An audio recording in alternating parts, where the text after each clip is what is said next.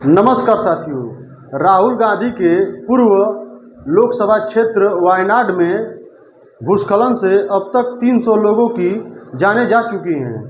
साथियों, आपको बता दें कि पहाड़ी के नीचे बसा चुरमला गांव जो भूस्खलन की चपेट में आने से पूरा गांव ख़त्म हो गया है।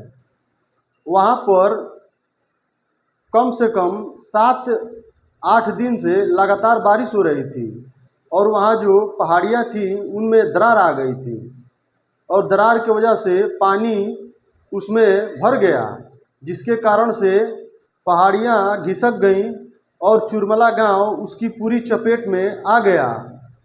और जब ये सूचना मिली तो वहाँ पर केंद्र सरकार द्वारा तीनों सेनाओं को उतारा गया, जिसमें काफ़ी अच्छा रिस्पॉन्स मिला।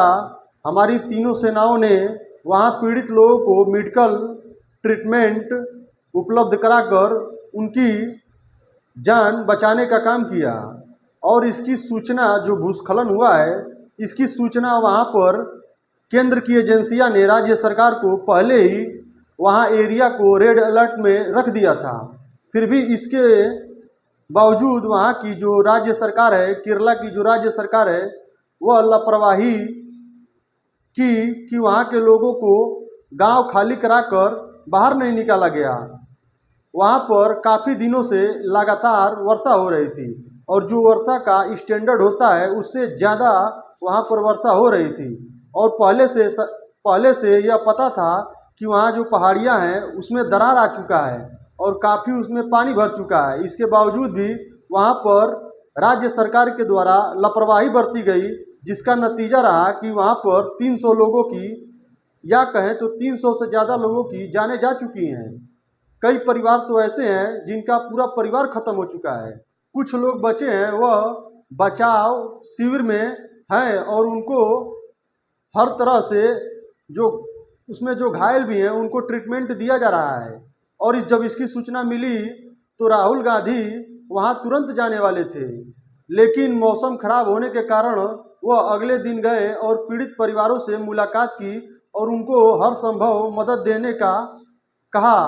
और ये भी खबर आ रही है कि वहाँ राहुल गांधी 300 से ज़्यादा घर बनवाएंगे और जो भी लोग वहाँ बचे हैं उनको यह घर दिया जाएगा। साथियों, आपको बता दें, वहाँ प्राकृतिक आपदा का इतना बुरा मंजर था कि वहाँ पर सेना द्वारा जो डॉग स्क्वाड की टीम होती है उसको वहाँ उतारा गया और जो मलबे में डेड बॉडी दबी है उसको निकाला जा रहा है। और साथियों, यह अनुमान लगाया जा रहा है कि मरने वालों की संख्या 600 या 700 के बीच हो सकती है, क्योंकि पूरा गांव खत्म हो गया। उसके बगल में एक और गांव था, वो भी हल्के चपेट में आया था।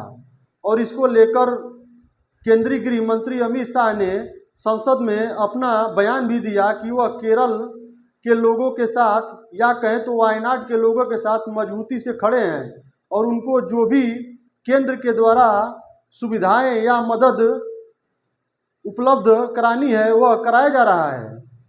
साथियों, आपको बता दें कि प्राकृतिक आपदा क्यों आती है, इसका कई कारण है।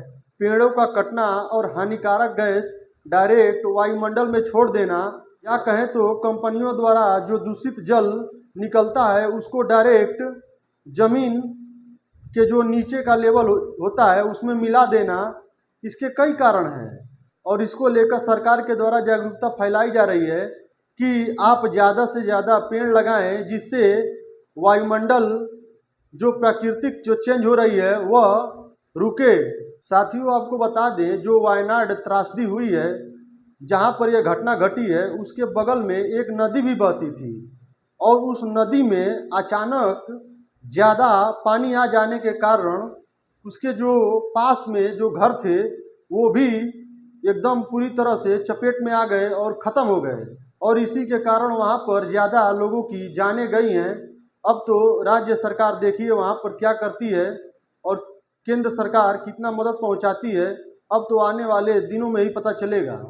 केरल के राज्यपाल भी वहाँ पर दौरा किए थे और उन्होंने बताया कि बहुत वहाँ पर भयानक मंजर था और उन्होंने जहाँ घटना घटी वहाँ पर गए और बहुत करीब से जो घटना घटित हुई थी उसको देखा और आकर प्रेस मीडिया में भी इसको बातों को अपने रखा है कि वहाँ पर उन्होंने बताया कि पहले से ही जो केंद्र की एजेंसियां हैं वह राज्य सरकार को बताती रही कि ऐसा घटना घटित हो सकती है, लेकिन जो वहाँ की सरकार थी वह समय रहते वहाँ पर कुछ नहीं किया।